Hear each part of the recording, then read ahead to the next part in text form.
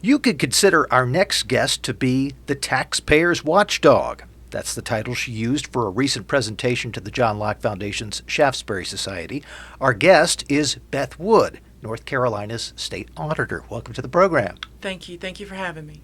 So first of all, a lot of people are familiar with the concept of an auditor. They might have one for their business. How is the state auditor and the state auditor's office different from just a standard business auditor? Well, for the most part, the state auditor's office is working for the people. We spend $43 billion a year in your tax dollars to run state government. And the state auditor's office is responsible for making sure those dollars are reported right, the transactions are recorded properly, but I think more importantly that your tax dollars are not wasted. So not only are we doing a financial statement audit like many businesses are accustomed to having, we're also doing performance audits to look at duplicative efforts for looking at, is your tax dollars being wasted?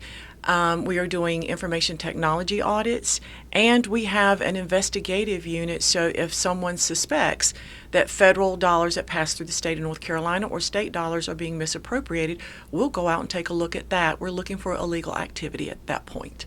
And those are some of the activities that you're involved in that would make you a taxpayer's watchdog. Absolutely, because it's your tax dollars that we're looking at, number one, to make sure they're not wasted or abused. And I tell people all the time, that's not against the law, but it probably should be. And then from an illegal perspective, we're looking at those issues also as reported to our office. As you go about this and your auditors are doing their work, what are some of the main things that you're finding that are important for the public to know? Oh, absolutely. First and foremost, two issues, and I've talked to the General Assembly about this on a couple of occasions, but one of the biggest issues that we're finding is contracting practices in the state of North Carolina. We simply, as an agency, as a state government, we are entering into contracts written by the vendor.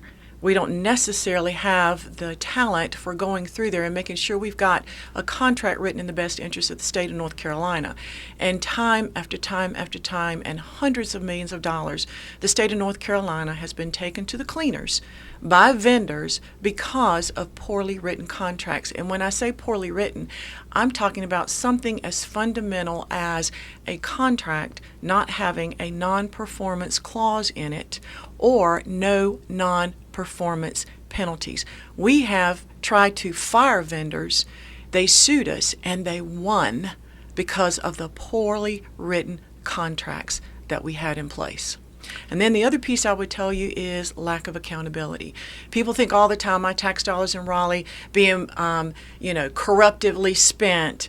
But I tell people all the time, there is the biggest risk for your tax dollars is there is a lack of accountability in our state government for how they're being spent.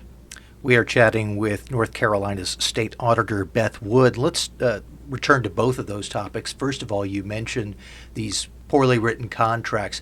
What has been done, or is there anything in the works to help address this? There has been. We've taken these findings to the General Assembly 3 times in my over the course of my administration, and they have tried to fix the law that would make somebody look at these contracts and make sure they're written in the best interest of the state of North Carolina before we ever put our name on the bottom line. It's still not fixed. We have in play right now certain laws that say if a contract is going to be for $5 million or more, DOA, Department of Administration, has to take a look at it and review it. If it's going to be for $10 million or more, then the contract before it's entered into will be looked at by the Attorney General's office. But I just explained to the General Assembly in 2016 that if I, as an agency head, enters into a contract, and it's the worst contract written in the history of North Carolina. If I do that as an agency head, and I don't run it by the Attorney General's office, and I don't run it by the Department of Administration, that contract is binding, and there's nothing anybody can do to me for not going through the process that's carved in stone in our statute. So there's still a hole big enough to drive a truck through with our contracting practices.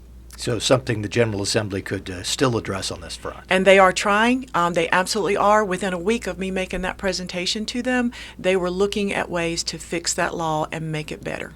How about on the accountability front? You mentioned that as another big piece. Are there things being done to build in more accountability? Not as we speak. I've had a conversation with the director of budget in this administration, and we all know that we need accountability for here's the budget that you get each year in your agency. Here are the things that your agency should be accomplishing. Here's how much it should cost to accomplish those things, and how well or not did you do. And so there is a lot of conversation around that, but I would say the State Auditor's Office is the only agency thus far that I'm aware of that's actually put metrics into practice with what you are getting in a budget, how you're supposed to be spending that money, and how you measure against that. As you just described it, that sounds like something that any operation, including a business or a government agency, should want. We're spending this money, let's make sure we're getting what we're spending it on. You're absolutely right, and there's no business that I can think of that can stay in business, particularly now in these tough economic times where every dollar counts, every man-hour counts. So I don't understand that this concept is not being taken up more statewide in our state government. Now, we've focused on some sort of structural issues. How much of a problem do we have with something you alluded to earlier of actually people trying to do something nefarious or behind the scenes? Do we have that happen very often in government that you find? We have a lot of calls on my hotline, probably about 800 a year. But when we get down into it and we look at issues that really need to be looked into, and then we get down to how many things we substantiate, usually about 20 to 30 reports a year. So you're going from 800 phone calls down to 30 that are really substantiated. And then the dollars are not tremendously big. Of course, I've always heard, since I've worked with state government, that it's not the big pots of money where the theft occurs. It really is a smaller pot of money where nobody is really looking. And we have an example of that in Wake County. You look at the Register of Deeds. When I've gone back and looked at the work that the auditors, their external auditors did, the cash that runs through the Register of Deeds office is insignificant to the amount of cash that runs through the Wake County totally, so the auditors never looked at the cash there. So again, it's those smaller pots of money. So again, it's still not a huge impact, but in this day and time, every dollar counts. So none of it needs to be stolen away.